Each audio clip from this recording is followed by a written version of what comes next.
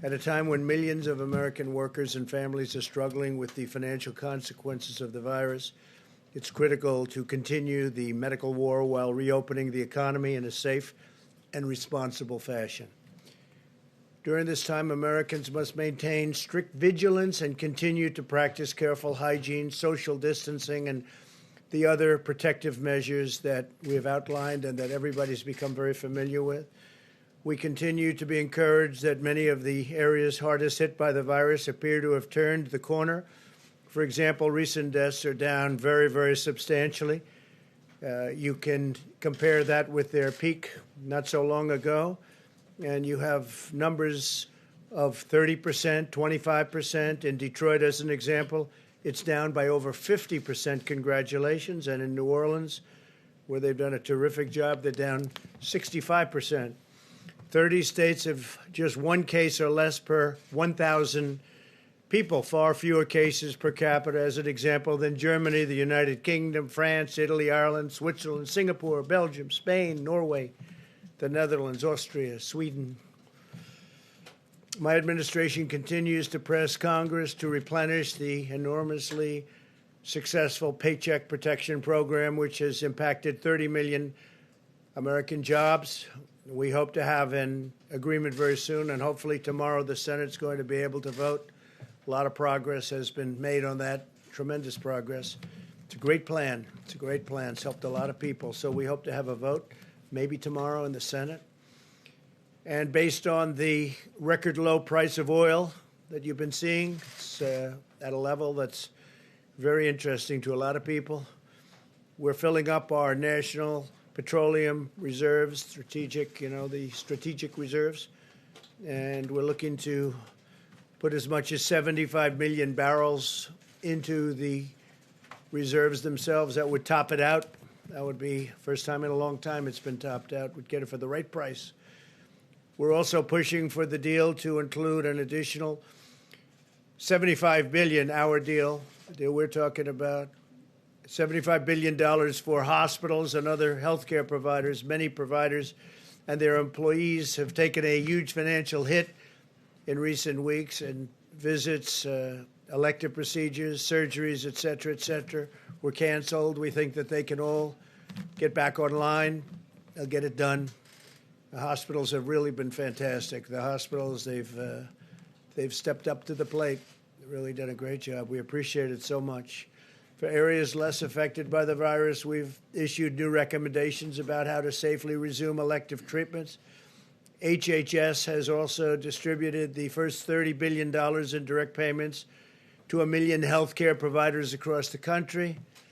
We've also invested $1.4 billion in community health centers to ensure our most vulnerable communities, including many African American and Hispanic American communities, have access to the services and testing that they need. Earlier today, Vice President Pence spoke with governors from all 50 states about our unified effort to defeat the virus. He had a great call. It was a great call, very positive in, I'd say, every way. Prior to the call, we provided each governor with a list of the names, addresses, and phone numbers of the labs where they can find additional testing capacity within their states. Many, many labs. We're providing you with a list. We'll show it to you now if you need it. We'll give you the details. But hundreds and hundreds of labs are ready, willing, and able. Some of the governors, like, as an example, the governor from Maryland didn't really understand the list. He didn't understand too much about what was going on. So now I think he'll be able to do that. It's pretty simple. But they have tremendous capacity, and we hope to be able to help him out. We'll work with them and work with all of the governors. Similar to the situation with ventilators, states need to assess their complete inventory of available capacity. Some states have far more capacity than they actually understand, and it is a complex subject, but some of the governors didn't understand it. The governor, as an example, Pritzker from Illinois, did not understand his capacity. Not simply ask the federal government to provide unlimited support. I mean, you have to take the support where you have it, but we are there to stand with the governors and to help the governors, and that's what we're doing. and they have a tremendous capacity that we've already built up, and you'll be seeing that. We're going to be introducing a couple of the folks in a little while to talk about it. I want to draw your attention to Governor Cuomo's remarks during his press conference today. He said the president is right. The state's testing is up to the states to do, which will implement the tests and logistically coordinate the tests. We have about 300 labs in New York, and they're great labs, actually.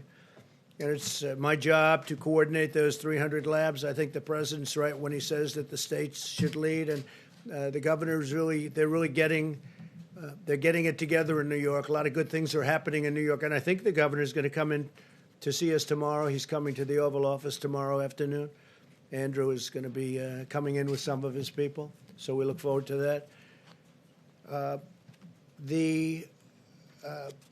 Some of the articles that just recently came about, if you remember, and I put out a statement today, for a month it was all ventilator. That's all people could talk about was ventilators. And we did a great job with that. We built a lot of ventilators, to put it mildly. We have so many now that at some point soon we're going to be helping Mexico and Italy and other countries. We'll be sending them ventilators, which they desperately need. They were not in a position to build them themselves. But we have thousands being built. Every state they have the ventilators. If they don't, we have almost 10,000 in our Federal Reserve, our stockpile, as they call it. And we did a great job with the ventilators. Unfortunately, the press doesn't cover it, other than the fair press. But so then you say, gee, they need ventilators. We don't need ventilators. And that's under pressure we did that. Nobody that needed a ventilator in this country didn't get one. And a story that just came out, how the media completely blew the Trump ventilator story. I'm sure you'd love to see that. That's by Rich Lowry, respected journalist and person. How the media completely blew the Trump ventilator story, which unfortunately it did. And here's another one that just came out. Kyle Smith, the ventilator shortage that wasn't. The ventilator shortage that wasn't, because we got it fixed. And we're also going to help the states, by the way, stockpile ventilators. So if a thing like this should happen again, they've got them. The stories on testing are all over the place, that we're actually in good shape. I'm going to have the vice president and others speak to you about that, but we're in very good shape on testing, and we're getting better all the time. You're going to see some interesting things. I thought before I went any further, though, I'd like to have General Semonite, who's done an incredible job, tell you where we are. You know, we're still building beds in hospitals for people that need them. I guess the hospital business general is getting pretty much closed out now, but we're creating a lot of space for people just in case, and in some cases they probably will be using them. But I thought the general, he's been so impressive and done such a great job. I thought on behalf of the services and on behalf of the federal government, he'd say a few words about what we're doing right now. Thank you very much, General.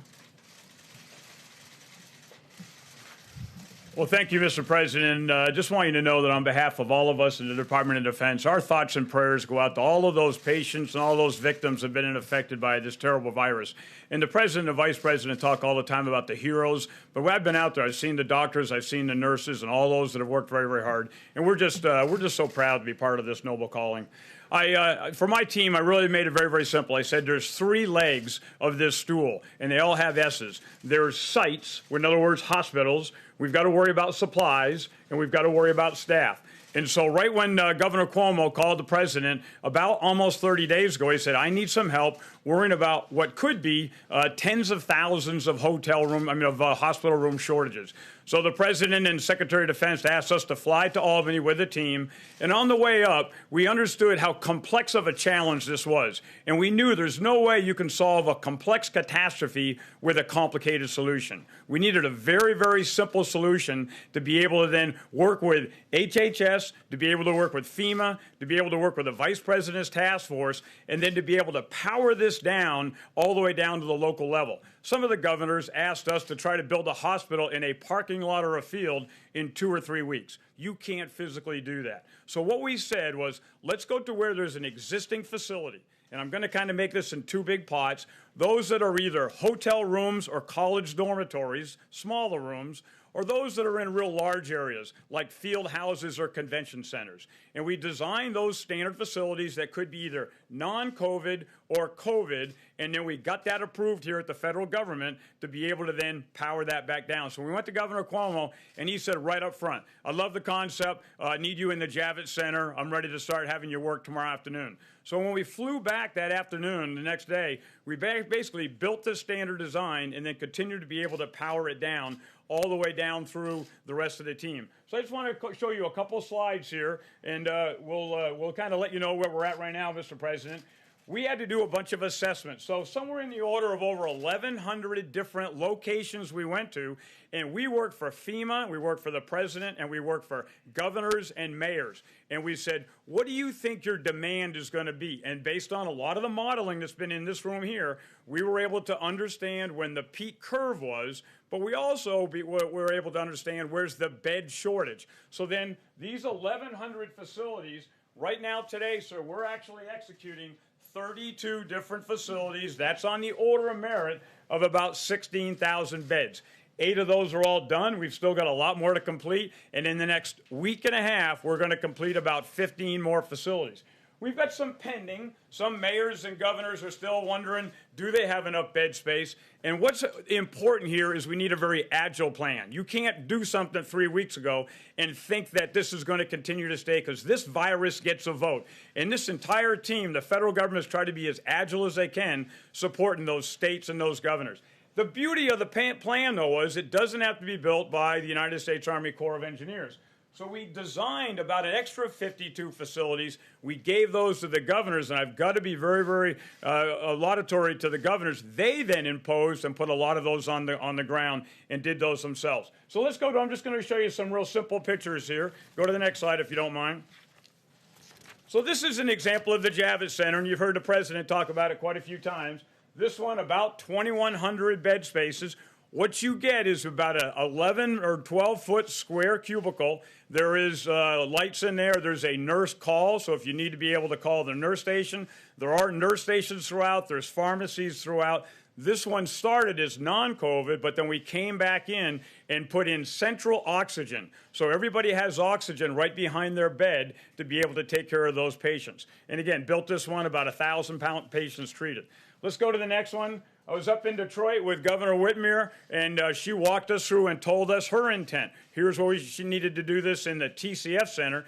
You'll see all the cubicles that are laid out. This is right in the middle of a convention floor where there might be like a boat show or a car show, and then went in and built 970 different capabilities there. And again, a lot of great work by my guys in the Corps of Engineers and the rest of the mayors and the city's team all pulling together. Let's go to the next one. This is called the McCormick Place. Governor Pritzker sat us down. He said, here's kind of our intent of what you want to do. Mayor Lightfoot walked us through, and we went into another large convention center. This is actually 3,000 bed spaces, a very, very large build, and got this one done in a relatively short time. And then here's another one that kind of helps you understand the dynamic here. Go to the next one, please. This is in Miami Beach, and I flew in to see Governor DeSantis. And my guys had kind of scoped out about 450 beds, and he said, Todd, how long is it going to take to build this? And we kind of said probably till the 27th of April. And he went to his health people, and he said, how long do you need? And they said, the day we need is the 21st of April.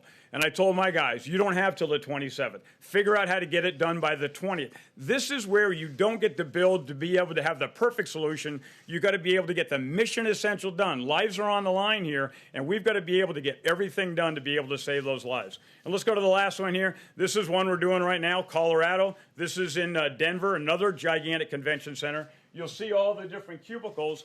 Here to be able to just bring in that oxygen, 6-inch copper pipe that comes in, and it's all piped throughout the entire convention center, 6 miles of pipe that's able to go in to be able to make that happen. And in closing, I just want to be able to say that we are very, very focused in the Corps of Engineers getting this done. But this is all about the team, the federal team, the state team, the local team, the vice president's task force, and a lot of the people sitting here have informed us of how fast we need to go. And it goes back to, again, all the governors and the mayors that make this happen. But I want to reiterate, President Trump has called me 3 times, and Secretary Esper has been on the phone at least one of those times and said, what else do we need to do to set you up for success? Is there any other knobs we can turn to be able to help you go? And you think about that equation of those 3 S's, I think that with the federal government and the mayors and the cities here, we've effectively taken that first S out of the equation. And so I can't tell you, of all the things I've done in my career, this is a noble calling to be able to step up and save American lives. So with that, sir, I thank you very much. Fantastic, Jeff. Thank you very much. Anybody have a question for the general while he's here? Anybody? Because I think it's very self-explanatory. He's done an incredible job. Jeff, do you have a question? Are there more projects, sir, beyond the ones that you've just identified that you'll be working on? So about a week ago, we thought we were about capped at 26. What we're seeing is, and I said the virus gets a vote, we're seeing some of these curves are stretching out where we might have thought we only had 5 or 6 days. We actually have a couple weeks now. Other ones we're seeing exactly the opposite. So where we didn't think there was some, and I'm not going to go into locations here, but we are definitely get requests in. We've got 6 more requests in just in the last 4 or 5 days. They're a little bit smaller facilities in more remote areas, but our job, we still, if we have enough time to go build, we want to get in there, do the assessment. We work for the mayor and the city and the governor here, and we can still get them done if the mayors and those elected officials make a fast enough decision. You might say while you're here, we're building, the general's in charge of the wall on the southern border, and we want to build 450 miles of wall, and it's very much under construction. You might give them a little bit of an update. How are we doing with the wall?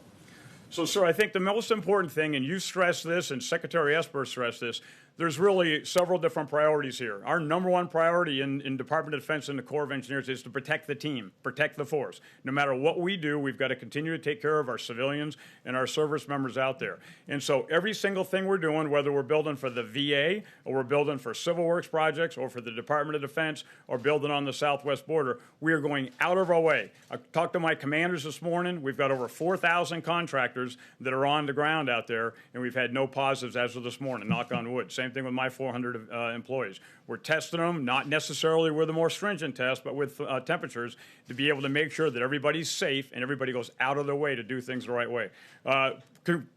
Construction is going very, very smooth. What we're seeing is our contractors are extremely focused. Now that we've got a good, clear path, both on the CBP program as well as some of the DoD program, we, I think, very well postured. It's a very, very aggressive build, but we're well postured to be able to meet your expectations for a 450 by the end of December 2020. And we're over 160 miles. 164 as of today, sir. 164 miles, and we'll have it done sometime pretty early next year. Very exciting. Yes, sir. And you might just say one thing, the quality of that wall in terms of its power for stopping people that shouldn't be coming into our country. So same thing. If you have a standard design that you trust in and it works very well, I've got a pat on the back, Commissioner Morgan. He was very adamant at continuing to be able to make sure that it supports his agents. And so we've got a design now that certainly does that. And then we've got a phenomenal contractor workforce that's in there, my Corps of Engineer employees, and it's going in well. We don't see any significant problems. And I think it's also important to point out that we want to do this the right way. So we try to balance this with environmental considerations are out there. We're trying to do due diligence when it comes to anything to do with any of the citizens that are affected. We're trying to make sure that we're protecting all of the things that we need to protect and try to find that balance where we can both meet the administration's directive while at the same time making sure we're doing this so that everybody gets a vote and everybody has a fair shake. Okay. Yeah, please. May I ask what you're doing regarding the availability of at the recreation sites that the Army Corps of Engineers operates, how the access is going there and whether or not there are restrictions? So I'm an engineer. I take my guidance from some of these experts sitting on the bench over here. And when the president says, turn on America, what we initially did, like many, many other governors, they shut down beaches, shut down cities. I had a meeting with my commanders this morning, and as soon as we think it's safe, turn them back on. I mean, parking out there at a rec area where you're 500 feet away from everybody in a camper is probably low threat. I will continue to take guidance from the administration, but where we get green lights to continue to put our rec areas full up and let everybody go back out there and do things the safe way. I mean, we work for the administration, so I want to do it safe, but I don't want to be the last guy that turns things on. Not at all. Yes, ma'am. Hi, thanks for walking through some of the efforts. Do you have any, can you say anything about whether or not there are any specific efforts in communities that are hardest hit, like Black communities or Latino communities, communities of color? Are the Army Corps of Engineers doing anything that would be building any sort of temporary facilities for those communities? So we basically key off what the city asked for, the city and the governor. There are a couple specific areas that certain city mayors have asked us for. Again, I'm not going to go into details, but we basically, if they go in and say, I'm very worried about a hot spot on this side of town or a specific community here, we will do, and that's what the administration is charged to do, is whatever we can do to be most responsive. We just don't want ever to have an ambulance pull up to the back of a hospital and somebody says, we're out of room, go to the next hospital down. So that's where we're trying to make sure that that bed space is available. And so far, everything we've built has been ahead of need. In other words, we're able to finish the building 2 or 3 days before it's needed. Thank you, ma'am. Okay.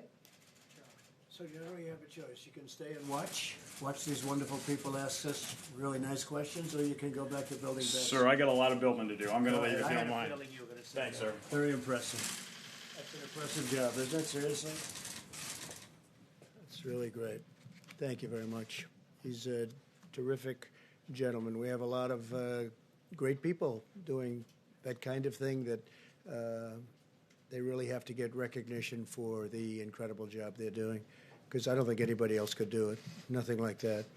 And that's on top of thousands and thousands of hospitals. And, you know, he built, just in New York alone, 4 hospitals and 2,900 beds, and got them done so quickly nobody saw anything like it. Fortunately, we haven't had to use too many of them, and that's okay. That's probably better news than having to use them all, right? Because a lot of good things are happening in New York and elsewhere. So through the public-private partnerships and deregulation, the federal government has already made immense testing capabilities available, but some states need to take action to fully utilize it. To date, the United States has conducted millions more tests than any other country. You can add them all up, and they don't catch us. And our numbers are doubling almost on a, certainly on a monthly basis, but almost on a weekly basis. We're moving very rapidly, far at a number nobody thought possible. And we'll be doubling our number of daily tests if the governors bring their states fully online through the capability that they have. We have tremendous capability out there already existing. And we explained that to the governor today. Mike and all of the people explained it very strongly to the governors. They really get it now, I think. As the experts have explained, this capacity is sufficient to allow states to conduct diagnostic testing to treat patients, as well as contact tracing to contain outbreaks and monitoring to pinpoint potential hotspots during phase 1. And there are some hotspots, and we have them pinpointed, and they can really cover it very, very nicely when they know exactly where to go, and they're being told where to go. And also these locations where they're going, and some of them are federal. Some of the governors didn't realize they were allowed to use federal locations. They are. And we have a booklet of the federal locations. We can hold it up. I think you'll show that. Maybe we'll hold it up now. Yeah, okay, fine. But you see the number things. Thanks. These are all locations where they can go, which is really pretty amazing. This is just one page out of many. Over 5,000. Look at this. These are all locations. 5,000 labs. That's a lot of locations. And they can all, what is it, 5,000? 5,000 pieces of equipment. So that's, thank you very much. That's more than anybody thought. And it's already there. They have to use it. That's all. They have to use it. Some weren't aware. Some were very much aware. Some weren't aware. My administration also continues to support states with our massive operation to deliver masks, gowns, gloves, and other vital supplies. Admiral Polachek and his team at FIFA are really, what a job they've done. And Pete, what a job he's done. They're calling on Easter Sunday to make sure everyone's okay. But they're using detailed data about supply chains to track the deployment of 1 billion pieces of protective equipment through private distributors every 2 weeks. So what we're doing is we're delivering a number that nobody anywhere in the world is delivering. FEMA is working closely with Dr. Birx and the distributors to prioritize supply of resources where they are most needed. We're finding the location that they have to get to that location. We have locations that are very important to get to and get to them fast, and that's where they're going.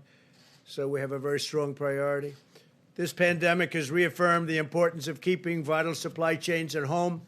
We cannot outsource our independence. We cannot be reliant on foreign nations. I've been saying this for a long time. If we've learned one thing, it's let's do it here, let's build it here, let's make it here. We've got the greatest country in the world. We've got to start bringing our supply chains back. Somebody years ago got this crazy idea, let's build all over the place and let's have parts, let's have a screw for a car delivered and made in a country that's far away. And let's have a fender made someplace else, and let's do this, and let's do that, and let's put it all together. And I like making it right here in the USA. And I think we've learned a lot about that, and especially maybe when it comes to pharmaceutical products. We've also conducted major military operations, providing cities and states with additional medical capacity, and the incredible 1,800 men and women from the Army Corps of Engineers. You just met with Todd. The job they've done is incredible. But we have nurses, doctors. We have experts in every field all over. Spoke with Governor Cuomo, spoke with Mayor de Blasio, spoke with many of the other governors. That I'm both friendly, and I think I'm friendly with just about all of them, if you can believe it. But I've gotten friendly with a lot of them. I've gained a lot of respect for a lot of the governors, both Republican and Democrat, during this process. Some really good people, some really good talent. But we're sending a lot of our medical people, not only our construction people like Todd Semonite, but a lot of our medical people are being sent all over the country to different locations. New York City, New York State, New Jersey. I spoke with Phil today. He's doing a terrific job in New Jersey, but New Jersey got hit very, very hard. Phil Murphy, governor.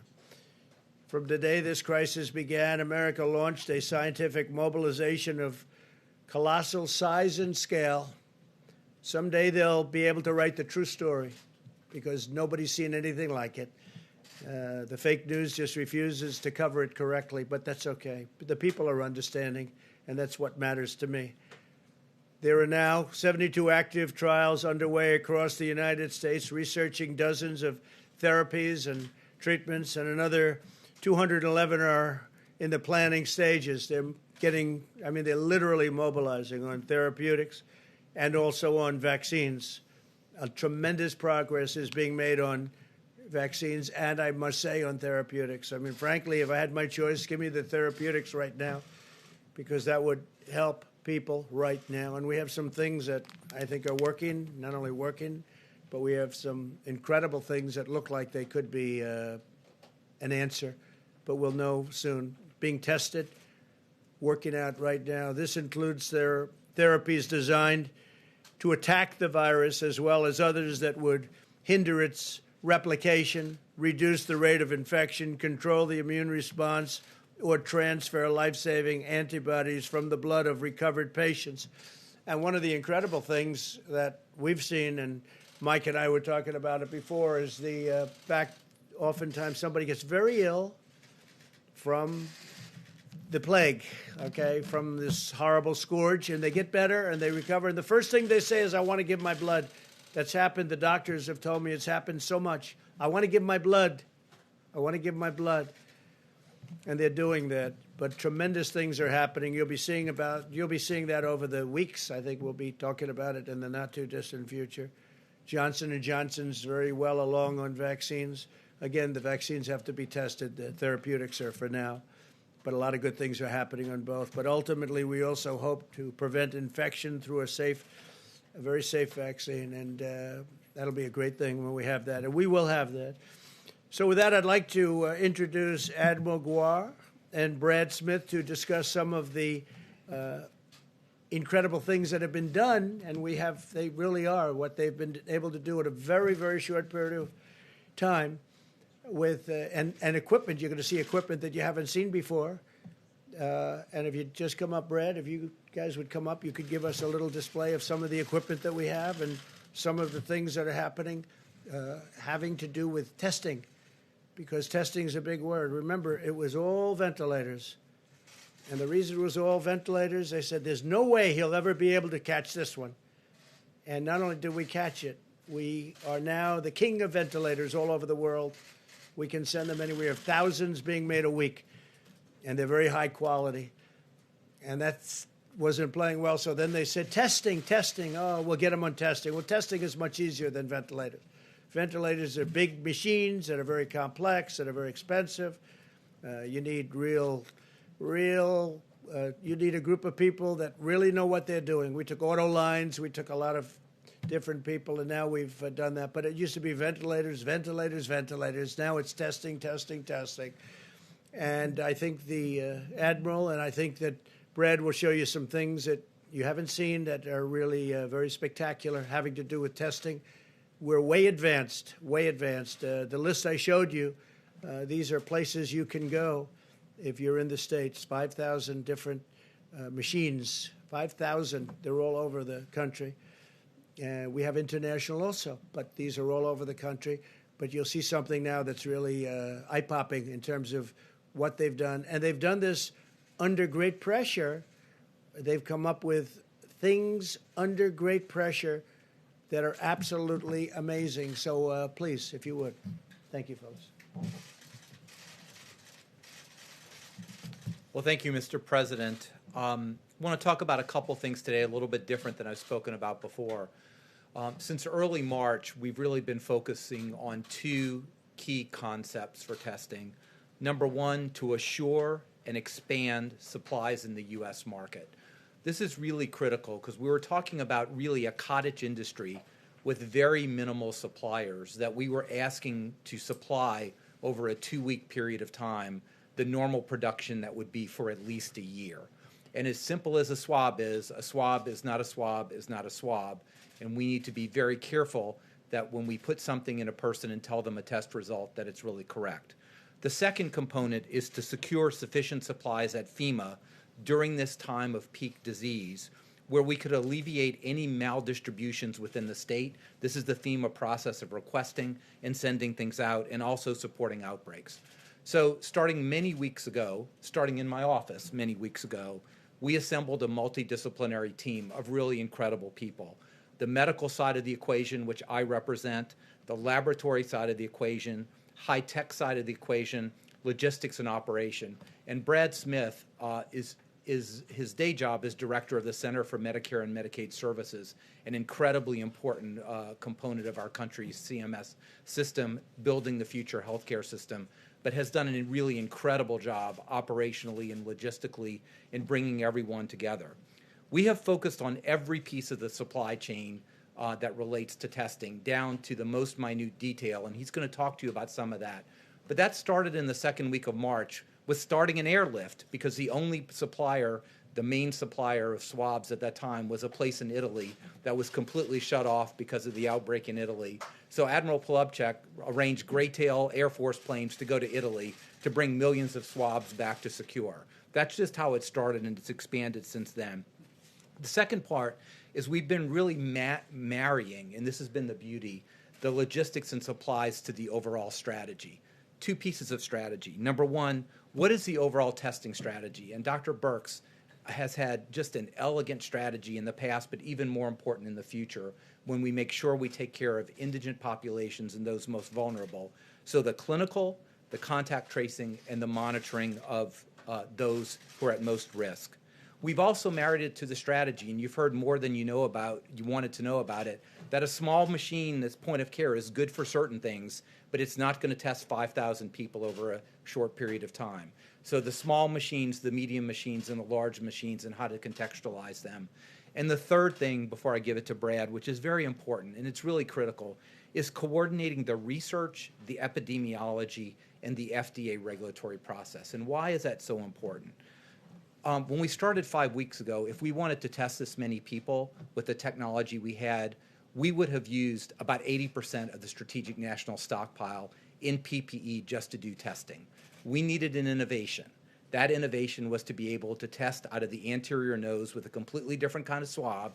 It sounds very mundane, but if you don't do that, you can't get the testing to scale. That allowed us to really go to widespread testing.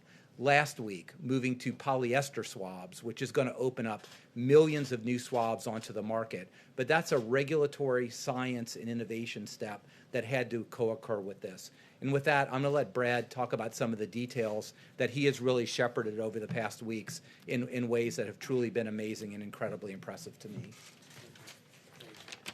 Well, thank you, Mr. President. It's an honor of a lifetime to be here and serving in this way. I've been working under Dr. Birx's and Admiral Gerard's leadership over the past several weeks to help increase the supply of testing across the United States. As you all know, there's really three parts that you need to make the test work. First, you need the machine, which, as Dr. Birx will share more and the President spoke to, we have a very, very large number of those across the United States. It's about making sure that we're taking advantage of them. The second part of the testing is making sure that we have the collection supplies to actually be able to collect the specimen, and I'll talk a little bit more about that. And then the third part is making sure that you have the materials you need to support the machine to ensure that you can actually process the test once it gets to the lab. I'll let Dr. Birx talk more about the machines here in a second, but as you'll see, across the United States, we have a tremendous number. They range in variety. So we have some very small machines that do point-of-care testing. They may do, say, 50 to 100 tests a day. We also have other very large machines that can do several thousand, process several thousand tests a day. On the collection supply piece, I'll talk through a couple different kinds of collection that can be done. So for the nucleic acid test, which are the tests that are currently being done today, you generally need a swab of the nose. To do that, you need the swab, you need the collection tube, and you also need the transport media that it can be transported in. We have a very large number of swabs already in the country, but we have secured an additional 30 million in production that will be ramping up over the next several weeks. One company located in the Northeast, we're going to be using Title III of the DPA to help them build 4 new production lines. They are currently the largest swab producer in the country, and this will help them ramp up their production tremendously to over 20 million additional swabs a month. A second company located in Ohio is currently the largest Q-tip maker in the country. We're helping them convert their line from making Q-tips into making swabs. They are actually ramping up production starting this week of swabs and will be ramping up to over 10 million per month. So in total, that's over 30 million new swabs that will be coming just over the next handful of weeks. The second piece is on the collection tubes. The collection tubes, we've been partnering with Oak Ridge National Lab, a Department of Energy lab based in Tennessee. They have very unique and sophisticated injection molding manufacturing capability, and they are in the process of ramping that up to create collection tubes, and they will be ramping up to over 40 million collection tubes a month here over the next several weeks. In addition to the swabs, we believe that as testing progresses, there will be other types of testing like serological testing that will occur.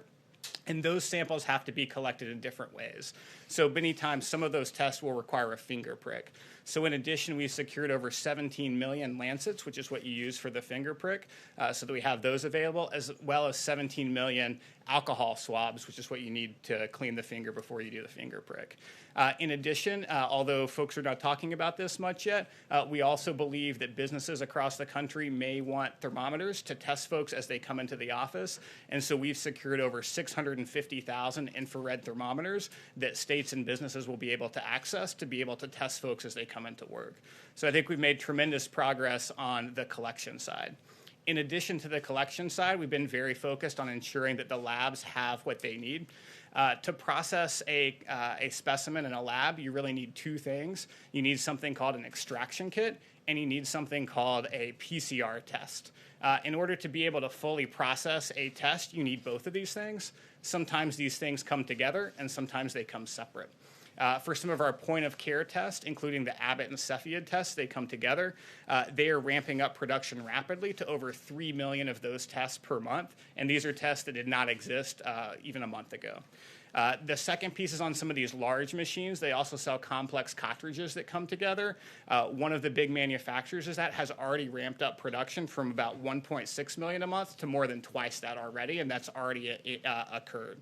In addition to when they come together, they also sometimes come separate, and we see significant ramping up of production there from our manufacturers through our public-private partnerships. And we're seeing both several million more over the next few weeks of both the RNA extraction kit as well as the PCR test kit. So with that, thank you. Mike, please. Thank you, Brad. Thank you, Mr. President, and I share your admiration for this remarkable team, from the Army Corps of Engineers to Brad, to Admiral Giroir. They're doing a remarkable job every day. As the President mentioned, today we had our weekly conference call with governors across the country, states and territories, and I was able to convey to them our appreciation for the leadership that every governor of every state and territory has provided.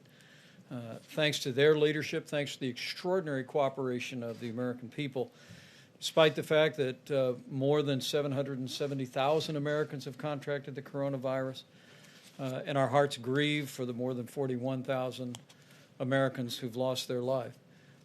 The truth is that as we stand here today, we are slowing the spread.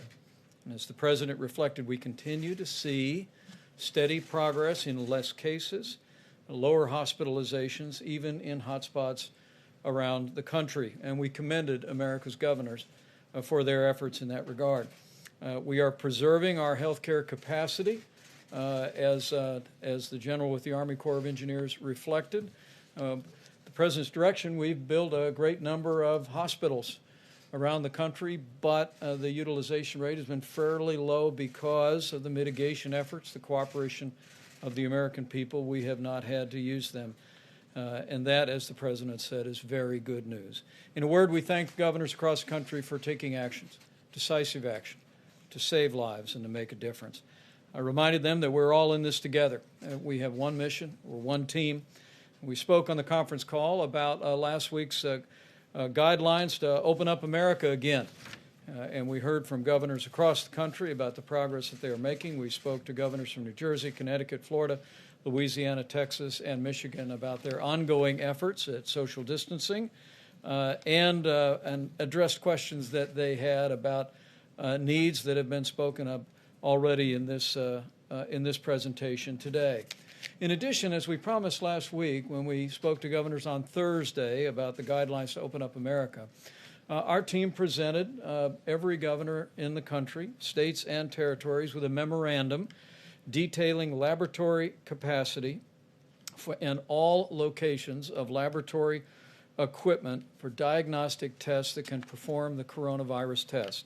We also provided, as Dr. Birx will elaborate in just a few moments, literally a map about where these testing devices are located. And I must tell you, Mr. President, I was very impressed at the way governors, as we speak, are scaling testing in their own states using these resources. Our hope is that by providing this information, and by our team that we've enlisted out of Walter Reed, that's contacting every one of the laboratories in the country to find out what their needs are and to encourage them to activate those testing machines to do coronavirus testing, that will continue to be able to support a state-managed effort to increase testing even more. But a few highlights. Governor Doug Ducey announced antibody testing for 250,000 health professionals this week and first responders, a partnership between the state and the University of Arizona. We spoke today about Governor Gavin Newsom's announcement that he set up a task force for testing, 5 to 7 high-capacity testing hubs in partnership with UC San Diego and UC Davis to increase testing in high-capacity labs around the state of California.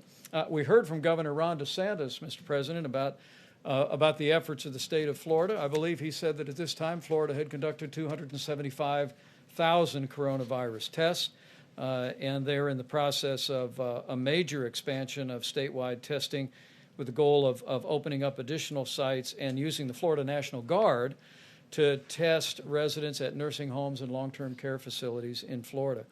We also recommended today to every governor's attention the public health website that the state of Florida established, which has useful information on a county-by-county level about where testing is happening. Mr. President, as you said, governors are utilizing testing assets. They're managing and deploying these resources as they see fit. And at your direction, we're going to continue to work very closely with them. Other governors that we spoke with included Governor Gretchen Whitmer of Michigan. There are 13 new or expanded coronavirus drive-through testing sites in Michigan that her team has stood up with Michigan Primary Care Association, and we assured her that we would continue to work as Brad and Admiral Giroir are literally working around the clock to make sure that they have the supplies to support all of that testing. As the President said, Governor Hogan, who always begins our conference calls as he's chairman of the National Governors Association, expressed appreciation for last week's guidelines to open America up again, and his appreciation on behalf of all the governors for the list of laboratories in each individual state. He did raise the issue that we had included on the list Department of Defense facilities that have laboratories and machines, and also other federal facilities, many of which are in Maryland. And I was able to assure Governor Hogan and every governor on the call that we will make all of those laboratories available across the country to every state as the need for testing capacity continues to scale. And so this is one more step where you see the Army Corps of Engineers, where you literally see thousands of military doctors and nurses on the streets of New York and other cities around the country. This is one more step where we're literally, as the President said from early on, are leaving no stone unturned, and we are delivering a whole-of-government approach for our states as they deal with the coronavirus outbreak. Governors are continuing to expand testing, and we assured them that we're going to continue to work in every way to support their efforts to do just that. I will say again, as we've said before, as Dr. Birx comes up to explain to you what we delivered to the governors today, we told the governors once again today that by our best estimates, we have enough testing capacity today for every state in America to go to phase 1 if they meet the other criteria of 14 days of reduced cases and sufficient hospital capacity to prepare for any eventuality that may occur. Once again, we have enough testing capacity for every state in America to go to phase 1, but we assured the governors today that we're going to continue to work around the clock to expand the testing capacity, support supplies, and to support their efforts to encourage social distancing and the very mitigation efforts that the American people have been doing that have brought us the progress that we see all across the country today. With that, Mr. President, I'll just let Dr. Birx describe what we distributed today. Thank you, Mike. Deborah? Thank you, Mr. Vice President, Mr. President. We just want to show you a couple of additional slides, but also to remind all of Americans that we still have a significant number of cases, both in the Boston area and across Massachusetts and Chicago, to really that our hearts go out to those cities as they continue to struggle with coronavirus and the consequences at the hospitalization, to all the healthcare providers that are on the front lines. We wanted, so these are just an illustration of the different types of equipment that are out there, describing them both as low speed, but quick turnaround time, to high speed and taking 3 to 4 hours to actually run 100 or more tests. And so the equipment ranged from all those different, and that's why there's 5,000 of them as noted by the president in this list. We wanted every governor and every state and health laboratory director to have a clear understanding of the full capacity within the state, both for the capacity but also where technical assistance and additional supplies may be available. And we were proud to put the federal labs on that list because the military and the VA have stepped up every step of the way to provide support both in testing and care. And we have many military members on the front lines, and I'm sure the military would offer their facilities to the governor of Maryland or any governor who wanted to utilize those to expand testing. So the next slide, I'm just going to run through them very quickly. So every governor not only received the Excel spreadsheet with the complete list of the equipment and the zip code of the location and the laboratory to really be able to create a mosaic of laboratories of the high speed and low speed equipment together to meet the needs of their clients, depending if they're drive-through or hospital needs. So this is what Florida looks like. Next slide. This is what Louisiana looks like. Next slide. Maryland with significant capacity. Next slide. Virginia with significant capacity throughout the state. Next slide. New York, obviously a lot of capacity in New York City with overlapping capacity. It's important to know where this is because then hospitals and labs can support each other when they need surge capacity. Next slide. This is New Jersey. Next slide. Pennsylvania. Next slide. Massachusetts. Next slide. Ohio. Next slide. Oklahoma. Next slide. Washington. Next slide. I think that's Wyoming. So we wanted to show both in states that have large populations and in states that have lower populations. You can see that in general, the number of machines match their population. And we're working with the Walter Reed Group and the American Society of Microbiologists and all the lab directors to really create a web of understanding of what the capacity is currently, what the capacity can be, and how the federal government can support them in developing their strategies linked to the overarching federal strategy of testing as outlined in our guidelines. Thank you, Mr. President. Question for Dr. Burks? Yeah.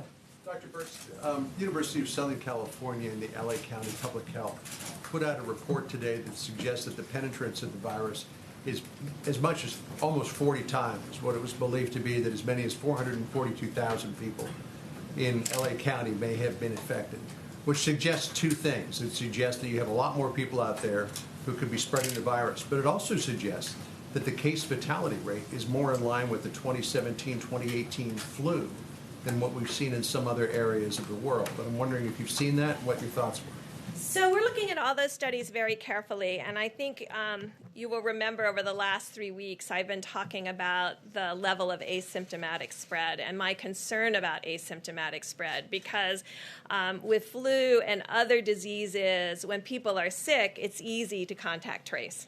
When people are not sick and shedding virus, you have to have a very different approach, a very different sentinel surveillance approach, a sentinel monitoring approach, which we outlined in the guidelines. And it's why the guidelines took that very seriously. We knew that was unique for respiratory diseases, but it was because we were very concerned about the level of asymptomatic. And if you remember, we talked about younger age groups may have more asymptomatic disease, and your asymptomatic disease may decrease with your older age groups, and that your symptomatic disease might increase with age groups. This is still our working hypothesis. We have no data right now still to support that, but it's these kinds of studies that help that. We know that New York and Detroit and other cities are very interested, which we want to also support them in testing for frontline responders, first responders, and healthcare workers because we think their exposure may have been the greatest. What we don't want to do, and I'm just going to do another 30 seconds on testing.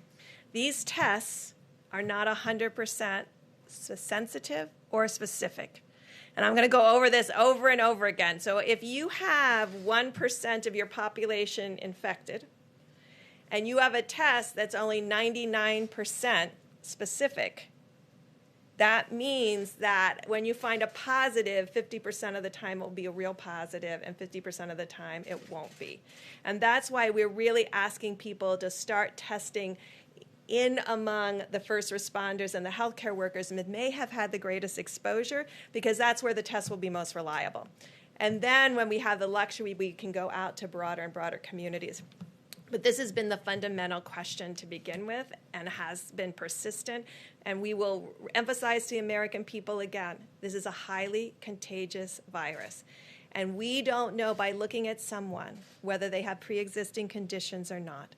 And so all of us, as far as protecting others, must continue to do all of the recommendations to ensure that when we are in an asymptomatic state, we're not passing the virus to others. Question for you as well. The governor of South Carolina announced today they're going to open some stores with restrictions, but they just told my colleague Natasha Chen that they have not achieved that criteria in the White House guidelines about the downward trajectory for 14 days. So shouldn't they not be reopening stores today? We have asked every governor to follow the guidelines, just as we've asked every American to follow the guidelines put out by the president.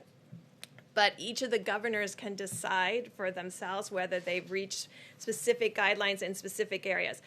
I had a question, I think, on Saturday about Jacksonville and their beaches. So I did spend about 5 hours going to every state website, and I will tell you that the Florida Department of Health website is extraordinary, and this is what every Department of Health should have, because when you go to that website, you can see that most of the cases are in southern Florida, in the Miami, Fort Lauderdale, Broward County area. And if you look in Jacksonville, they had less than 20 cases per day and less than 800 in 4 weeks. And so these are the kinds, when you inform the public and give them the information that they need, then they can make decisions along with the local government and governors. So I'm not going to say specifically with South Carolina because I don't know their specific website right now, and I don't talk about data unless I've seen it myself. But I know from Jacksonville that they had less than 20 cases a day. And so this is how we need to start informing the community. These websites are critical. It's by zip code and it's by county. They can see cases, they can see cumulative cases, they can see new cases, they can see hospitalizations, they can see mortality, they can see age groups of mortality, and they can see where every testing piece is. This is how we have to inform the American public, and this is where the American public will develop confidence in each of their counties and local governments. I was hoping you could comment. The Vice President mentioned that there's enough testing capacity right now to proceed to phase 1.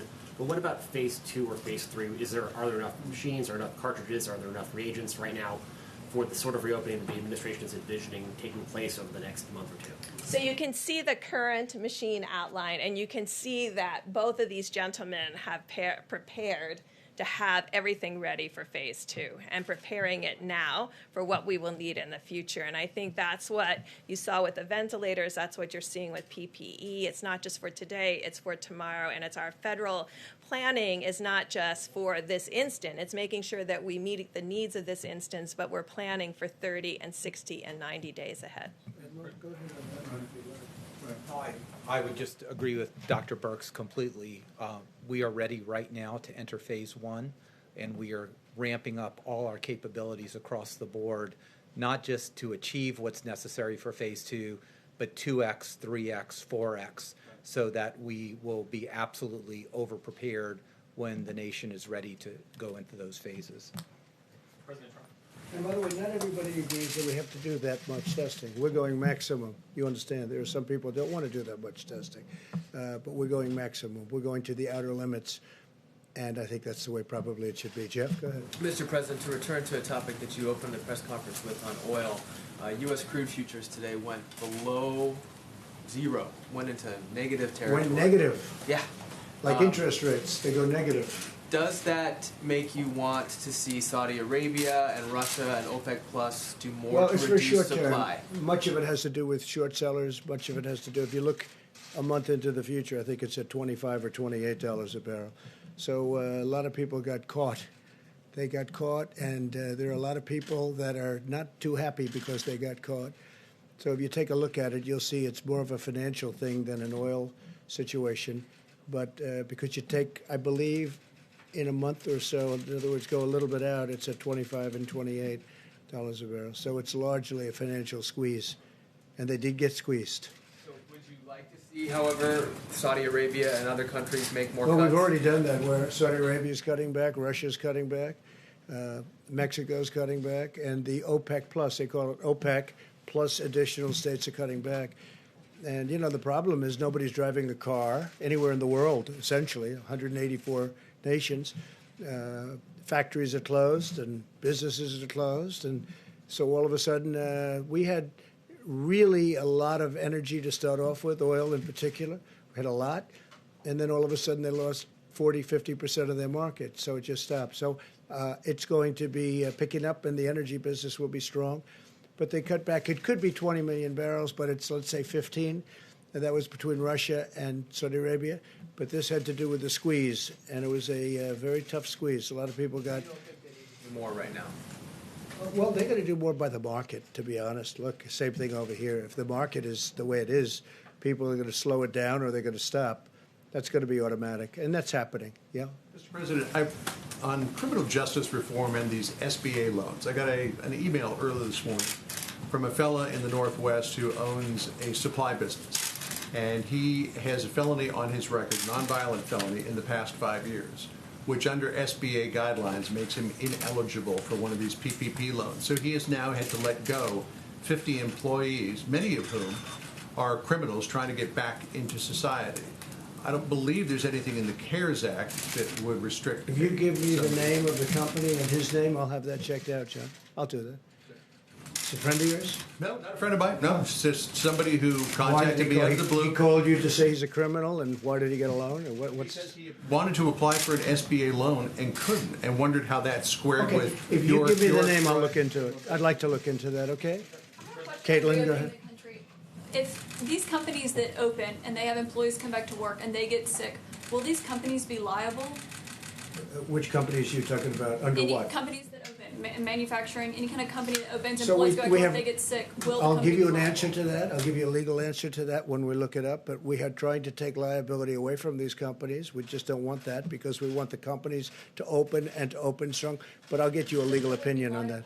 I'll get you, well, that's what I'm saying. I'll get you a legal opinion on You that. guys haven't discussed that yet? Nobody's discussed it, no, but we will now. Have any business executives have voiced concern to you about being liable Not one, potentially? not one. They didn't say Not that on at the this call point, last week? but we're gonna look because they have talked about general liability. So I'll get you a specific answer from the lawyers, okay? Go ahead, please. Thanks, Mr. President. I wanted to follow on oil. When you were talking earlier, you were talking about the PPP deal and then mentioned the SPR. Right. In the first stimulus package, even though you had announced Well, that but you know the price of oil right now, don't you? I do. Do you know the price I do. of oil? I actually do. It's negative I actually do. $37. Of course, Yeah. nobody's ever heard of negative oil before, but it's for a short term. In your opening remarks, you were talking about the PPP deal, and then you mentioned the 75 million barrels of oil that, Yes. that you previously had said you wanted to purchase. Yes. You weren't able to get funding for that in the first deal. So I'm wondering, are you... Well, at the price you're talking about, you don't need funding. They pay you, see? You know? If you can go get it Because right in now, the next if you can 24 get it, hours, that's yeah. true. If you can get it. So my first question is, are you asking for that Well, funding at a as part of minimum, the we'll let PPP people deal? store. So we'll store it. We'll use it as storage, and charge for it. But people need storage desperately, and we have massive storage under the petroleum. So you're not going to make it a requirement of the PPP interim funding deal? It's that's not a coming question of together? requirement. If we could buy it for nothing, we're going to take everything we can get. The only thing I like better than that is where they pay you to take the oil. But that's a short-term squeeze. You understand that. So I don't think you're going to see that. But no, we'd like to have Congress, this is a great time to buy oil. And we'd like to have Congress approve it so that we could, instead of just storing it for usually the big companies, because I think we have 75 million gallons right now capacity. That's a lot. We've been building it up over a period of time, but that's a lot, 75 million barrels. So we're going to either ask for permission to buy it or we'll store it. One way or the other, it will be full. Okay, please. Mr. President. Go ahead. Sorry, you yeah. finish up. We'll go right to you. Yeah. Some senators, including Senator Kramer, have called on you to stop Saudi oil shipments that are on their way right now. Is that you can do that under Section 232? Is that something that you would consider? Well, we'll look at it. I heard just as I'm walking into the room, we certainly have plenty of oil. So I'll take a look at that, okay? Yes, please. Questions. First on testing, the second on the SBA loan program. When will you in fact invoke the DPA to force that company you mentioned to ramp up production of Well, medical swabs? we really don't need it. We use it, we go up, and I've used it a lot. But we use it, and then sometimes all they have to do is see it coming. Do you want to talk about that, Admiral, please? I think this is, I don't think any of us knew very much about the DPA, but there's sort of a force side of the DPA where you force a company to do something, but there's a second side of it which is really a hand up. The company we're talking about has done everything to support this effort and have ramped up production. I'm on the phone with them multiple times a day. This is the hand up. This is the government coming in and saying, how can we help you expand your lines? There's no asynchrony here at all. So this is the hand-up side of the DPA, which is exactly what these small American heroic companies need. They don't need to be forced. They're all in. Their employees are all in. So, point of clarity. And we don't want to embarrass people either. Please, Brett, go ahead. So today we were on site, or there were folks on site with that company finishing out what their capital projections will be in order to be able to ramp up these additional 4 lines that I spoke about.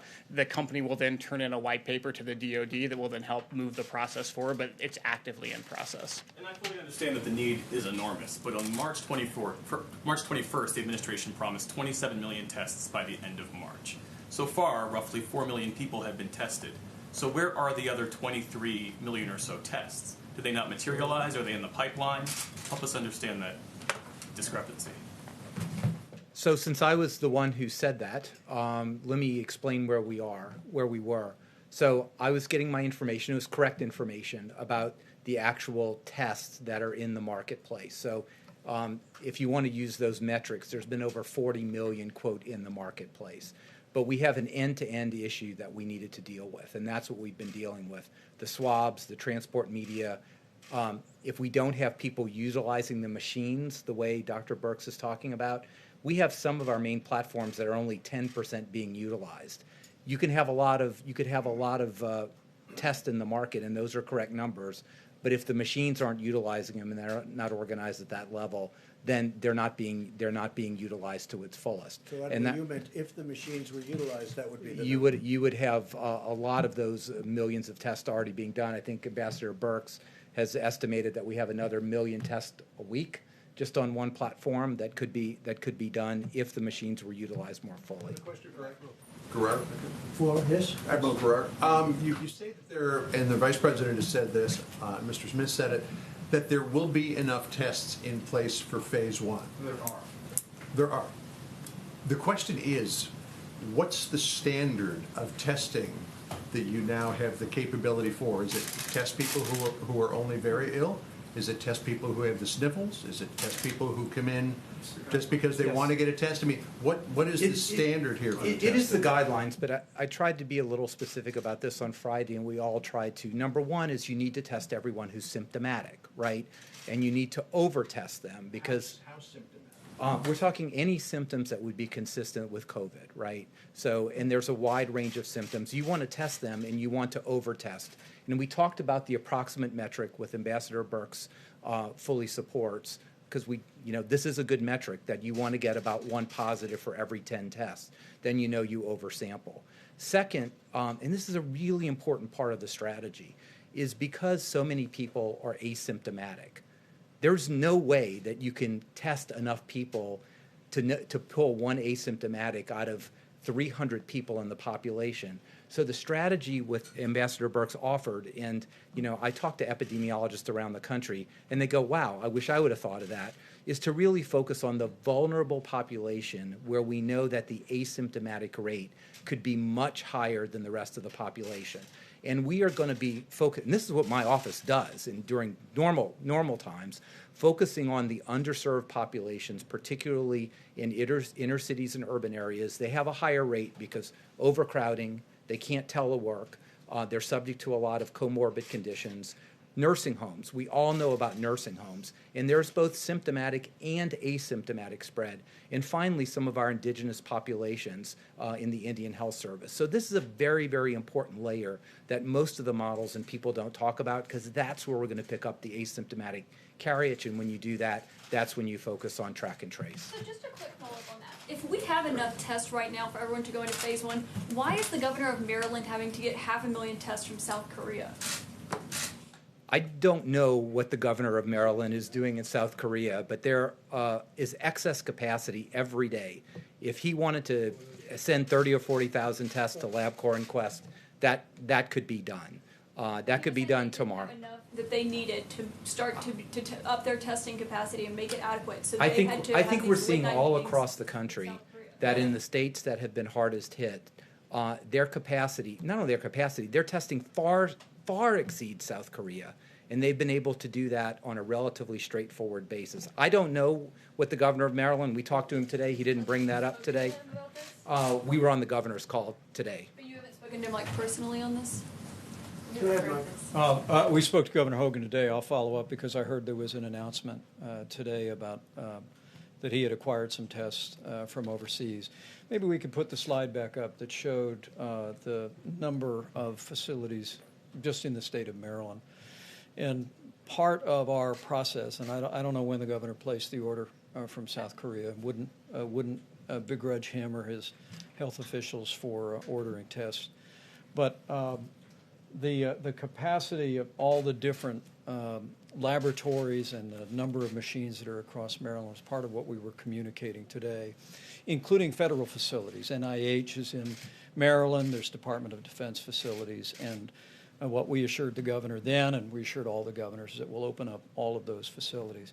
But John, back to your point, there was one other element of that, that's the phase 1 testing, and I can't really describe it as well as the doctors here, but it's the contact tracing piece. We really believe that states that meet the criteria of 14 days of cases going down and proper hospital capacity, if they test people that have symptoms, and if they deploy resources to vulnerable populations, nursing homes and other designated vulnerable populations where we believe the threat of serious outcomes from the coronavirus is real, then we also today inform the governors that we will be deploying CDC teams to every state and every territory in the country to assist them in contact tracing. Governor Jared Polis raised a very good point about the legislation the president is currently negotiating on Capitol Hill. He recommended that we make sure that the new bill that has some $25 billion in testing resources also cover contact tracing expenses by states. We assured him our administration strongly supports that. We communicated that to the Secretary of the Treasury and the rest of our negotiation team, and we'll be pursuing that. But we were able to tell every one of the governors that we will be deploying teams, we think of 10 or 12 for a start, from CDC to reside in all of our states and territories to supervise and work with contractors and others to do the kind of contact tracing. So it's test people that don't feel well and may have the coronavirus, keep a careful eye and monitor your vulnerable populations, and when you come across a case, have a team on the ground that can do the immediate contact tracing and testing, and that's how we restrain and contain the spread of the coronavirus during phase 1, and frankly, it's the beginning of the structure for how we contain the coronavirus going forward. And take a look at that map. The governor of Maryland could have called Mike Pence, could have saved a lot of money. Look at these different places. That's Maryland right there. So could have saved a lot of money, but that's okay. To go to South Korea for No, this I don't think he testing needed to go to kits? South Korea. I think he needed to get a little knowledge would have been helpful. On the SBA loans, do you think it's right that major corporations, major institutions like the Ruth's Chris restaurant chain like Harvard University apparently got a lot of money under the CARES Act, money that was supposed to be earmarked for small business owners? Do you think that's fair? Well, I know one thing, I didn't get any. That's for sure. I didn't get any. We'll look at individual things, and some people will have to return it if we think it's inappropriate. But should the criteria be changed that that money goes to people who need it? Well, it's being done by great professionals. It's being done by banks, and as you know, community banks all over the country. That's what they do. They loan money, and they're supposed to do it according to not only criteria, but according to what we think is right. But if somebody got something that we think is inappropriate, we'll get it back. Okay? Good point. Please, go ahead. Yes, a different question about South Korea. There are reports that you are personally negotiating with President Moon the terms of reduction of U.S. forces on the Korean Peninsula, and that there are 4 scenarios involved.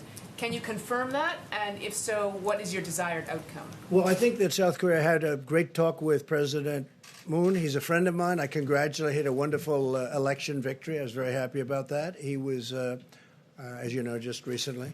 We are negotiating for President Moon and for South Korea to help us monetarily, because we, as you know, we have 32,000 soldiers there. That varies from 28 to 32,000 in South Korea. And we think that before I came aboard, they paid very little, if anything. So we're defending a wonderful nation, a nation that we have great relationships, but we're asking them to pay for a big percentage of what we're doing. It's not fair. So it's not a question of reduction. It's a question of will they contribute toward the defense of their own nation. We're defending nations that are very wealthy. South Korea is a very wealthy nation. They make our television sets, they make ships, they make everything. And I give them great credit. We've been defending them for many, many decades, as you know, many, over 8 decades. And I've gone to them in the past. Last year I went to them, and now they're paying $1 billion a year. And I went to them again. I said, look, I'll be back because that's just a fraction. And again, the relationship is great, but it's just not a fair relationship. We renegotiated the trade deal and made it a much more equitable deal than it was in the past. It was a terrible deal. It was done by Hillary Clinton. It was a terrible deal. The new deal is a much more equitable deal. That's on trade. But on the military, I mean, we're paying for the military to defend another nation that's 8,500 miles away. And they're not the only one I'm talking to, by the way, as you know. I won't go into names, but I've done this. Nobody talks about it, but I think it's appropriate. I think the taxpayer of our country, taxpayers want to hear these things. And so now they've offered us a certain amount of money, and I've rejected it. I just said, it's just, look, you know, we're doing a tremendous service.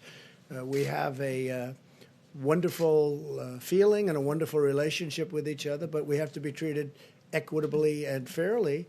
And so that's where it is right now. And what's going to happen, I can't tell you, but we'll find out fairly soon. But I congratulate the president, who's a friend of mine. I congratulate President Moon on having a terrific victory. Please, yeah. Thanks, sir. A question for you about Governor Cuomo's visit, and then also a question for Dr. Birx, if you'll let me. The New York governor, along with the National Governors Association, in the past have called for aid to be unrestricted. As a lot of state and local governments see their revenues drop, are you open to the idea of unrestricted aid, or do you want it to be pandemic specific? Well, we're going to be talking about that in Phase 4, as you know, which will start very shortly. And that has to do with infrastructure, hopefully infrastructure, because this country needs infrastructure. We spend all this money in the Middle East, $8 trillion, $8 trillion with a T, dollars in the Middle East. But if you have a pothole in a highway someplace, they don't want you to spend the money to fix it. How stupid have we been in this country? How stupid have we been? And that's changing rapidly, you know that, you've seen that, including things like negotiating with friends. But when we are helping friends, friends should reimburse us for the cost. I mean, why should we be defending nations for free? We're defending a nation for free. Now I'm getting $1 billion a year, and we were offered much more than that, but I turned it down. So that's where we are with that. As far as the other is concerned, look, we have to be smart in this country. We've been taken to the cleaner by and I mean with allies, not just with the enemies, with allies. Frankly, the allies have taken us much more so than the enemies. The enemies we don't do business with, right? The allies we do business with. And whoever made these deals, whoever made these contracts, in many cases we didn't have a contract. Like, we didn't have a contract, we didn't have a trade deal with China. They came in and they took $500 billion a year for many years, but anywhere from $200 to $550 billion a year out of our hides. Now we made this great trade deal. Unfortunately, that was a number of months ago, and it's a great deal. They're paying 25% on $250 billion. A lot of things are happening. They're going to have to purchase $250 billion worth of goods, including farm product, up to $50 billion. So a lot of good things are happening. But then what happened with China was the plague hit us, right? The plague. That was after. This was long after we signed the deal. The plague hit us. So I'm not happy about that. Okay. John, please. A question for Dr. Birx, if I could. Dr. Birx, a question on the virus itself. As it passes from patient to patient and mutates, over time, have you picked up any indication that it has become less virulent? Have you picked up any indication it has become more virulent? That is an excellent question because we watch that all the time, particularly with RNA viruses, to really track its adaptation to humans. I mean, you're really asking, has this virus become more adapted to humans and more able to spread, or is it becoming less adapted to humans and less able to spread? We don't have any indication that it's less able to spread, and we'll have good analyses that will come from. Obviously, the Roosevelt had its incident with a virus outside of the United States, and we'll be able to look at those parameters. And the DoD and the military have done a great job in really ensuring the health of the sailors, but also ensuring that these questions can really be asked and answered. We have extraordinary evolutionary molecular biologists in this country, all around the United States, and they're looking at this very question. And a lot of the work that we've been doing, and you'll see a lot of work happening with testing in New Mexico and testing in other states. They have extraordinary molecular biologists that are evolutionary biologists, and they'll be able to look at that both in New Mexico that may have lower transmission rates and compare that to New York that has maybe 10x the transmission. But it's an excellent question, and it's something that will be able to be answered by what we see in the United States.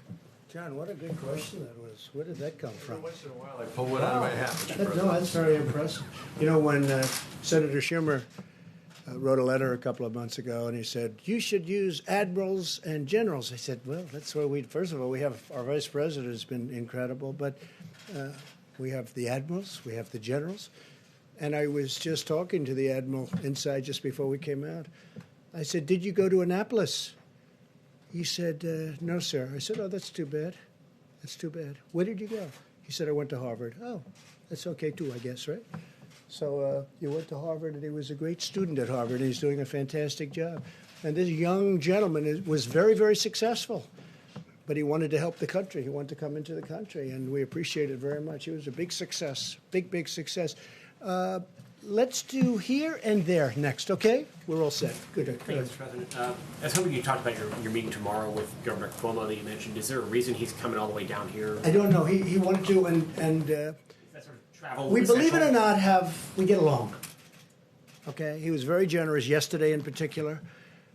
Said we did a, quote, phenomenal deal. I don't know if anybody wrote that, but he said that, and I appreciated it because it's not about me. It's about these people and thousands behind Mike and the Admiral and all of the other people that are working with us. I mean, and you see, look, I don't understand when I see polling and approval ratings for the job.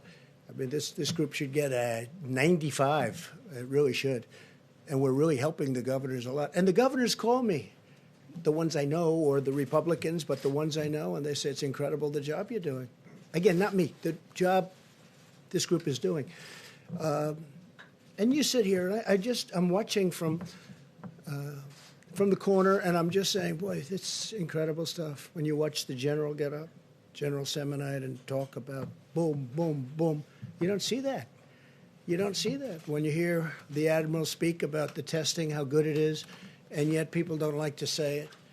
But remember, it was all about ventilators a month ago. Ventilators. Then we fixed it. You don't hear about ventilators. Where is the ventilator? Jeff, you haven't asked about ventilators recently. What's going on? What about ventilators? We're helping other countries now because they can't have. They're very hard to come by, and they take a long time to make, like years. It's incredible the job they've done, that our people have done, and also private companies have done. You talk about the act. We don't like to use it unless we have to, but a lot of times just the fact that you have it gets you everything you need. So, we don't want to embarrass any of the companies, but we have used it on a number of occasions, and it worked, but it works just as well before you have to use it because they don't want to be embarrassed, and I don't want to embarrass them because they've done a great job. Please, go ahead. Thank you, Mr. President. No, I think right behind you, I promised. I cannot tell a lie, so and we'll get you next, okay? We'll get you next. Talking to her or me? No, you. Me, okay. Well, thank you so much, Mr. President.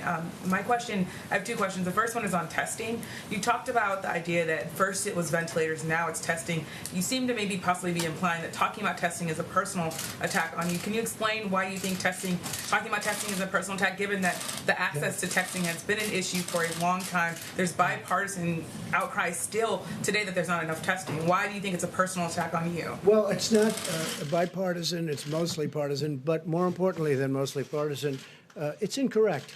You have the experts. Look at these maps. I mean, you have the maps with so many different locations. In the case of, as an example, Governor Hogan, he didn't really know. It was very obvious to any of those listening on the call today, even though you weren't supposed to be on it. I'm sure that some of you were, or representatives were. He really didn't know about the federal laboratories. Would you say that's correct, Mike? He didn't know. He didn't know. And Mike doesn't like to get into this stuff. He's less controversial than I am. But he didn't know about it. And if he did know about it, he would have been happy. No, we've done a really good job in testing. Now, with that being said, we have tests coming out perhaps over the next 2 weeks that will blow the whole industry away. Now, a lot of people love the Abbott test. So do I. You know, the Abbott test is great because it's boom, they touch, they put it in 5 minutes you have. The problem is that doesn't do massive numbers like the big machine. But the big machine takes a day and a half, you know, with delivery and everything else. But we have tremendous testing capability. Remember this, we've tested more than any country in the world by far. In fact, I think I read where if you add up every other country in the world, we've tested more. But remember this, we're dealing in politics. We're dealing with a thing called November 3rd of this year. Do you know what November 3rd represents, right? You know better than anybody in the room. November 3rd of this year, it's called the presidential election. No matter what I do, no matter where we go, no matter how well we do, no matter what, if I came up with a tablet, you take it and this plague is gone. They'll say, Trump did a terrible job, terrible, because that's their soundbite. That's the political soundbite. They know the great job we've done. But with all of that being said, and also there is a thing that somebody could talk to if they want, but I don't want to bore you with it. Not everybody believes we should do so much testing. You don't need so much. We're talking about maximum. The reason that the Democrats and some others, maybe because they don't know, they want maximum because they want to be able to criticize. Because it's almost impossible to get to the maximum number, and yet we've been able to do it already. But with that, and you'll be seeing this over the next couple of weeks or sooner, we have a test. If it comes out, it'll revolutionize the whole world of testing. It'll be something really special. So I don't view it as personal at all. What I do say is it's something that's not fair to thousands of people that have done such a good job. The second question is about your language and how you approached the coronavirus at the beginning. I interviewed someone who said that his family got sick. They went to a funeral in mid-March. And they said mainly because the president wasn't taking it seriously. He said, if the president had had a mask on, if he was saying we should stay home, then I would have stayed home. Well, Instead, I have family members. He said his family members were sick and because they were listening to you. Do you feel like, or are you concerned that downplaying the virus maybe got some people sick? And a lot of people love Trump, right? A lot of people love him. You see him all the time, right? I guess I'm here for a reason, you know. To the best of my knowledge, I won. And I think we're going to win again. I think we're going to win in a landslide. But just so you understand, you're talking about March, right? Yeah. And yet, excuse me, I know, I understand. And yet in January, a certain date, you know the date better than I do, we put on a ban of China where China can't come in. And before March, we put on a ban on Europe where Europe can't come in. So how could you say I wasn't taking it seriously? Do you know, I put on a ban on China before anybody in this country died. I put on a ban. And so you tell me, Nancy Pelosi she wanted to have a street party in Chinatown in San Francisco at the end of February. That's a month later. And then they tell me it's only a political talking point, but you feed into it because you're too good a reporter to let that happen. Really, you are a good reporter. You're too good a reporter to let that happen. Remember this. So at the end of January, I put on a ban. people that were in that room will tell you that I think there were 21 people. I was the only one in the whole room that wanted to do it. Fortunately, I was the one that counted for that purpose. We put on a ban because I was reading bad things about China. World Health Organization should have told us. But I was reading it with or without them. They should have known. All they had to do was read it. They didn't have to even be there. But they tried to cover up for China. World Health covered up for China. But no, wait. But you can't say this. Look, I put on a ban. In other words, I stopped China from coming to the United States. I stopped Europe from coming into the United States long before the March date that you're talking about. So people should say I acted very early. That was a very hard thing to do. Doing that was a very hard thing. I didn't want to do that, but I did it because I thought, and Dr. Fauci said that by doing it, President Trump saved tens of thousands of lives. So I did take it very seriously. Rallies in February and in March, and there are some Americans. Oh, I don't know about rallies. I really don't know about rallies. I know one thing. I haven't left the White House in months, except for a brief moment to give a wonderful ship the comfort. You held a rally in March. I don't know. Did I hold a rally? I'm sorry, I hold a rally. Did I hold a rally? Let me tell you, in January, when I did this, you had virtually no cases and no deaths, and yet I put it on. So how could I not? Why was Nancy Pelosi, right? Nancy Pelosi is holding a street fair. She wants a street fair in San Francisco in Chinatown to prove, you know what the purpose of it was? To prove that there's no problem. Many other politicians did the same thing and wanted to prove. While I was, no, of course not. No. I've been, people are amazed at how early I acted, and I did act early. With that being said, it's very hard to say, let's close down the greatest economy in the history of the world. I had to close down, I and everybody else that works with me, and 300 and close to 350 million people built the greatest economy in the history of the world. Best employment numbers, best stock market numbers, best numbers in virtually every category, even good manufacturing numbers. The previous administration said manufacturing was dead for our country. Even great manufacturing numbers. And you know what? I did that, and somebody walked into my office and said, sir, you're going to have to close down the economy. You're going to have to close the country. But you know what I say to you? We're going to rebuild it. And we're going to rebuild it better, and it's going to go faster than people think. I built it once. I'll build it a second time. Please. Mr. President, thank you.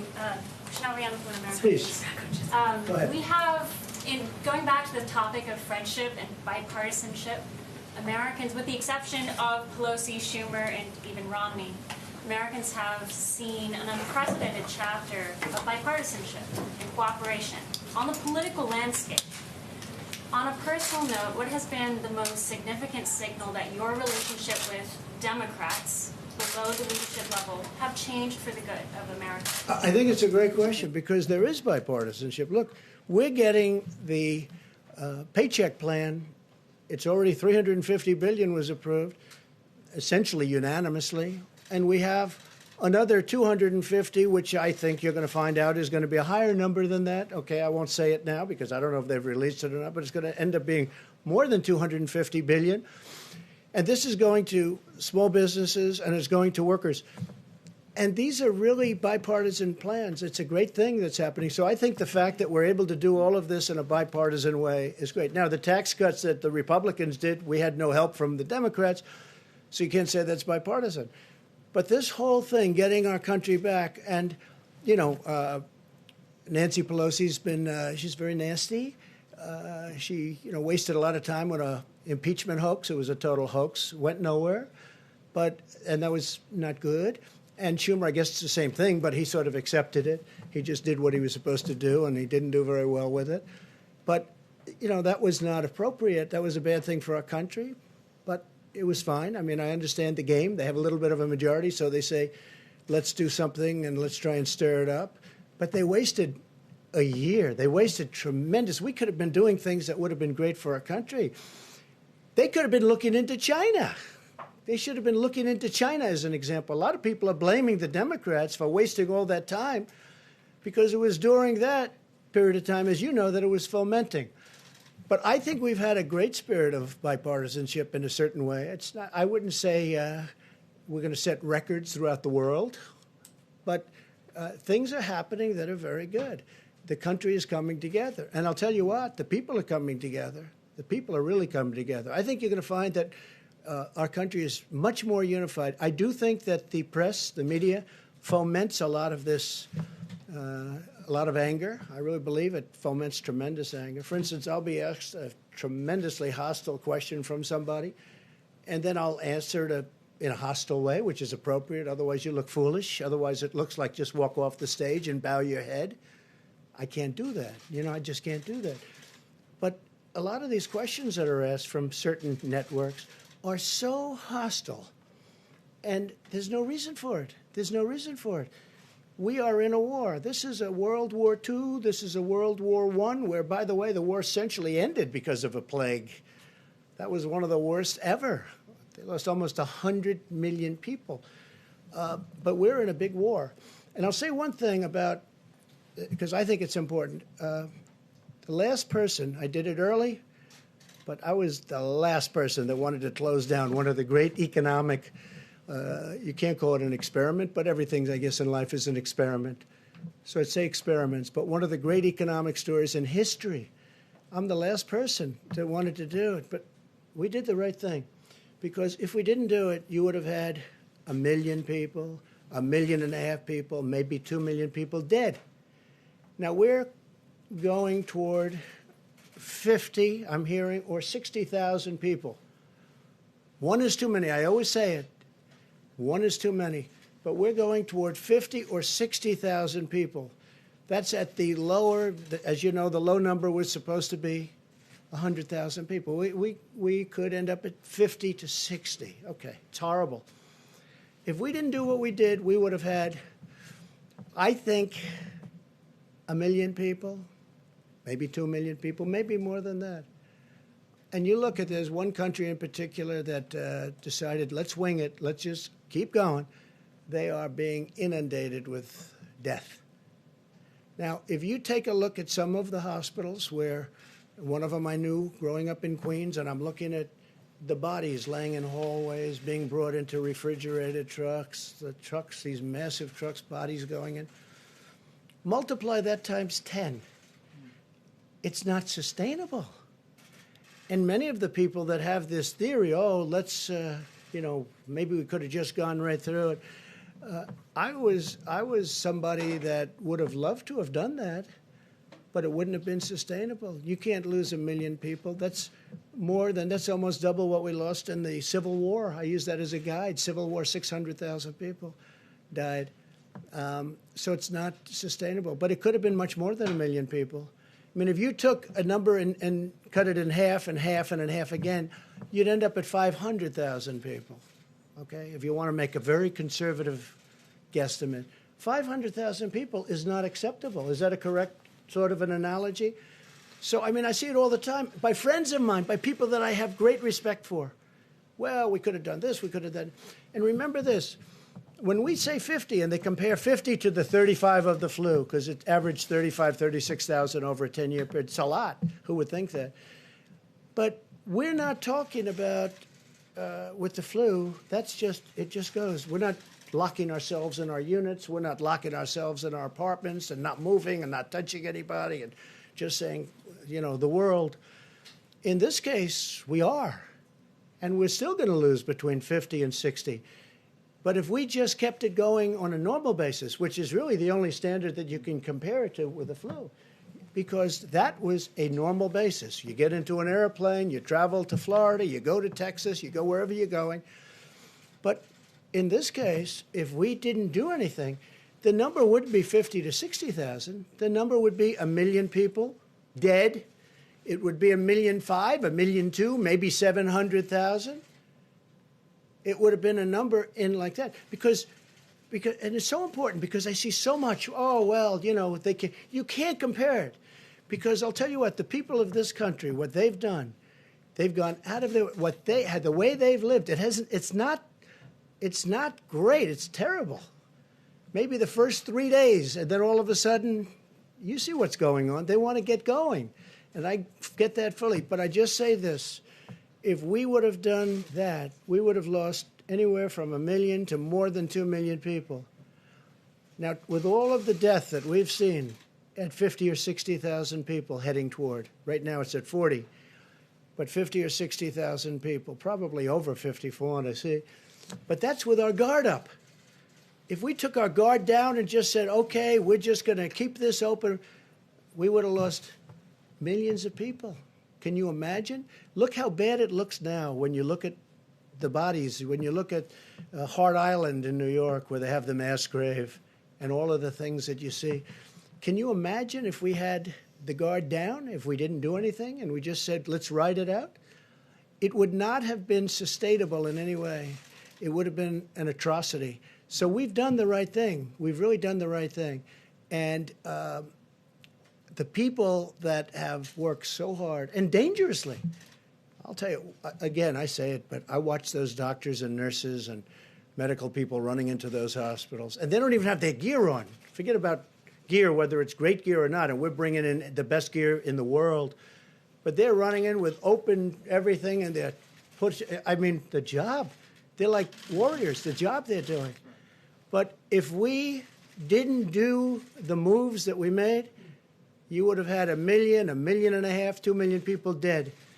So multiply that times 50. You're talking about you would have had 10 to 20 to 25 times more people dead than all of the people that we've been watching. That's not acceptable. The 50,000 is not acceptable. It's so horrible.